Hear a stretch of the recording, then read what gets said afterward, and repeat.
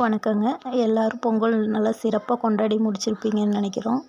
இன்றைக்கி என்ன வீடியோன்னு பார்த்தீங்கன்னா, நம்ம ஃபார்மில் நம்ம சிம்பிளாக கொண்டாடின மாட்டுப் பொங்கல் பற்றி பார்க்கலாங்க. ஃபஸ்ட்டு எந்த இடத்துல பொங்கல் வைக்கிறோமோ அந்த இடத்துல நல்லா சாணம் போட்டு தெளித்து ரெடி பண்ணியாச்சுங்க. அது காயிற கேப்பில் கொஞ்சம் நேரம் ரெஸ்ட் எடுத்துகிட்டு கோழிகளோடு விளாண்டுட்டு அப்படியே கோலம் போட ஸ்டார்ட் பண்ணியாச்சு.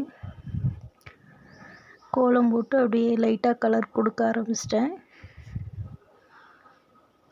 கலர் கொடுக்குற கேப்லேயே அப்படியே மாடெல்லாம் குளிப்பாட்டி கட்டியாச்சு. லாஸ்ட்டாக ஃபைனலாக கலர் கொடுத்ததுக்கப்புறம் கோலத்தோட அவுட்புட் இப்படி தான் இருக்குது.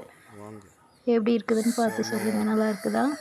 அவசரமாக போட்டேன், ஏடா கூடமாக கலர் இருந்த கலரை வச்சே போட்டாச்சு. புதுசாக எதுவும் வாங்கலை, ஏற்கனவே இருந்த கலரை வச்சே போட்டு முடிச்சிட்டேன். அதுக்கப்புறமா போய் குளிச்சுட்டு வந்தாச்சுங்க. வந்துட்டு அப்படியே பானை கல்லெல்லாம் ரெடியாக இருக்குது, சரியாக இருக்கான்னு செட் பண்ணி பார்த்துட்டு அப்படியே மாட்டுக்கு போய் சந்தனம் குங்குமம்லாம் வச்சிடலான்னு சொல்லிட்டு போய் பார்த்துட்ருக்குறேங்க. அப்படியே வச்சிட்டு இருந்தேன். வினோத் வந்தான், அப்படியே அவன் கையில் கொடுத்து வச்சு விட்றா அப்படின்னு சொல்லி கொடுத்துட்டு அப்படியே நம்ம பொங்கல் வைக்க ஸ்டார்ட் பண்ணியாச்சுங்க. 2 பொங்கலுங்க, ஒன்று பால் பொங்கல், ஒன்று வந்து சக்கரை பொங்கலுங்க. அப்படியே கரும்பு மஞ்சள்லாம் கட்டியாச்சு.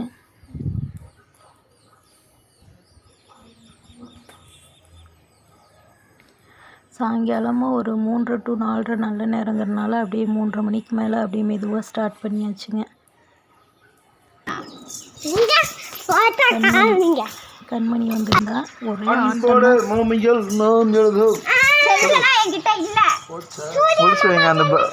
இது பழகிக்கல செல்லு போய் எவனாவது விளாடுவானா, எந்த அறிவட்டவனாவது போய் செல்லு பார்ப்பானா?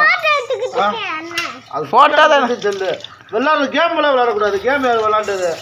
கேம் 2 கேம் விளாண்டு தூக்கவா நீ இருக்க சைஸ் கோணி அப்படி ஆமே என்னைய போட்டு தள்ளிடுவா போல. அப்படியே மாட்டுக்கு பூவெல்லாம் வச்சு விட்டுட்டு நம்ம ஜாக்கு ஜூலி என்னடா பண்ணுறாங்கன்னு புதுசாக வேடிக்கை பார்த்துட்டு இருந்தது.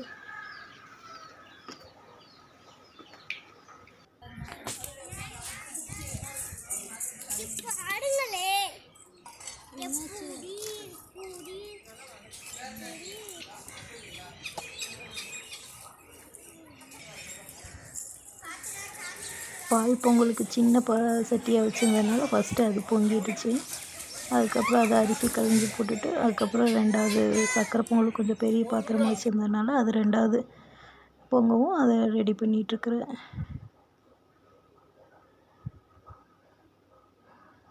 அப்படியே ஒவ்வொருத்தராக வர ஆரம்பிச்சிட்டாங்க.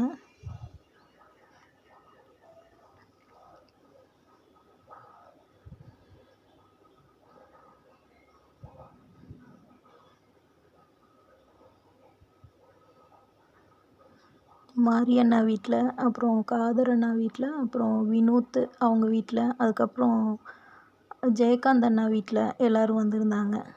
அது போக நம்ம வீட்டில் நம்ம பசங்க எல்லாம் அக்கா பசங்களாம் தோட்டத்தில் பொங்கல் வச்சு முடிச்சுட்டு நம்ம வீட்டுக்கு வந்தாங்க.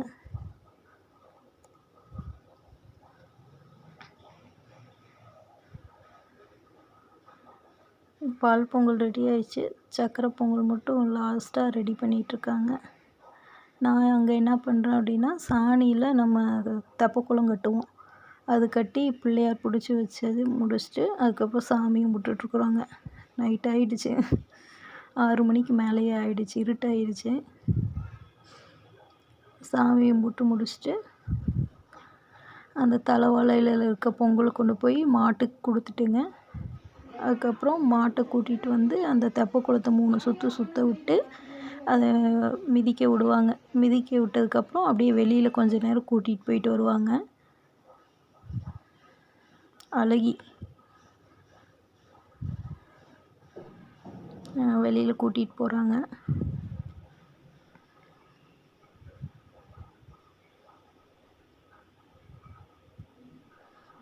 அப்படியே நல்லா ஜாலியாக இருந்தது, நிறையா பேர் வந்திருந்ததுனால. வெளியில் கூட்டிகிட்டு போயிட்டு வந்தோடனே அப்புறம் கட்டிட்டு அப்புறம் எல்லோரும் சாப்பிட்டுட்டு அப்படியே மெதுவாக ஒவ்வொருத்தவங்களா கிளம்ப ஆரம்பிச்சிட்டாங்க.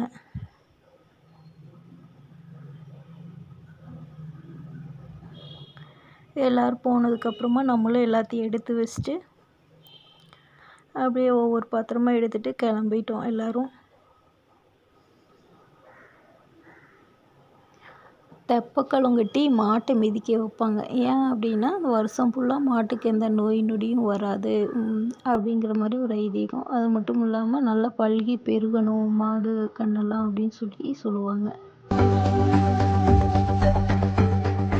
மனம் நினைத்தாரது